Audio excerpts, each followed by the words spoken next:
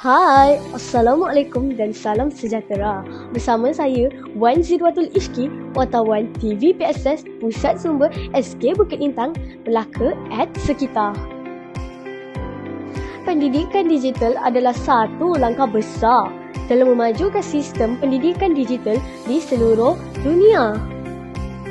Ia membuka peluang untuk pembelajaran yang lebih fleksibel, inklusif dan interaktif. Memberi peluang pada pelajar untuk belajar pada bila-bila masa dan di mana-mana sahaja. Mari kita saksikan persekitaran pendidikan digital SK Bukit Lintang. Jom!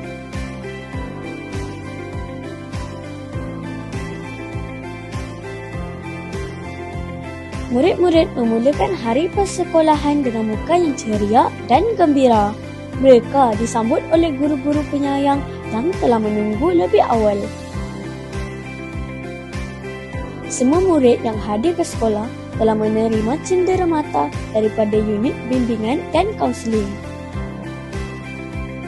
Bersama saya, Puan Nur Syakina binti Ahmad Halidin, Guru Besar SK Bukit Lintang. Puan, apa pula sasaran tentang kemejadian murid dalam pendidikan digital pada tahun ini? Okey, sudah tentu sekolah kebangsaan Bukit Lintang ini mencapai hasrat untuk melahirkan murid-murid yang fasih digital dalam aspek pengetahuan, kemahiran dan juga nilai. Dan antara strategi yang kita akan laksana untuk mencapai dasar ini, yang pertamanya kita akan menyediakan dan juga memastikan guru-guru juga fasih digital. Yang kedua, kita juga akan menyediakan keperluan dan juga kelengkapan infrastruktur yang menyokong pelaksanaan pendidikan digital di sekolah ini. Yang ketiga, kita juga mengharapkan sokongan dan juga sumbangan daripada rakan strategik, termasuk ibu bapa dan juga komuniti. Okay. Terima kasih Puan sudi meluangkan masa bersama saya pada hari ini. Minggu pertama dipenuhi dengan aktiviti yang menyeronokkan bertujuan meraihkan murid-murid dengan suasana sekolah yang ceria. Antara aktiviti yang diadakan termasuk senam robik, kenali pentadbir sekolah, membina buku mini sifir, membuat collage, menghasilkan bingkai gambar daripada bahan kita semula dan sebagainya. Pendidikan digital merujuk kepada penggunaan teknologi dan platform digital pendidikan untuk proses pembelajaran dan pengajaran. SK Bukit Lintang juga tidak terlepas dari melibatkan diri dengan pendidikan digital. Bermula dari prasekolah, PPKI tahun 1 hingga tahun 6. Murid-murid menggunakan pembelajaran secara atas talian. Mereka menggunakan platform Delima dan Google Classroom. Assalamualaikum Aisyah. Waalaikumsalam Ishki. Apa yang awak belajar dengan menggunakan Google Classroom? Saya belajar menggunakan Classroom subjek RPT.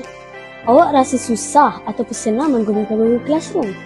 Saya rasa sangat senang untuk menggunakan Classroom. Kenapa awak rasa senang? Sebab kita hanya pilih tajuk, klik tajuk dan ada video di sini. Kita klik video dan boleh jawab kuis yang menarik tentang tajuk ini. Terima kasih Aisyah sudi bersama saya dalam TV PSS @sekitar. Sama-sama. Murid prasekolah juga tidak kurang hebatnya.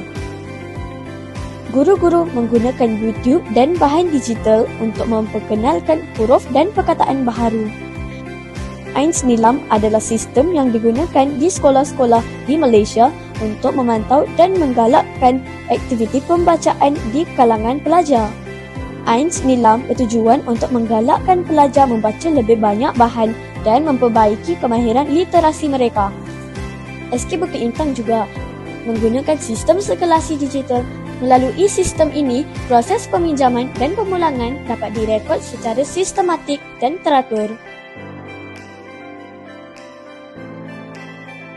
Sekolah Kebangsaan Bukit Lintang telah berjaya mendapat geran Rumah Cendawan di bawah projek EcoSchool.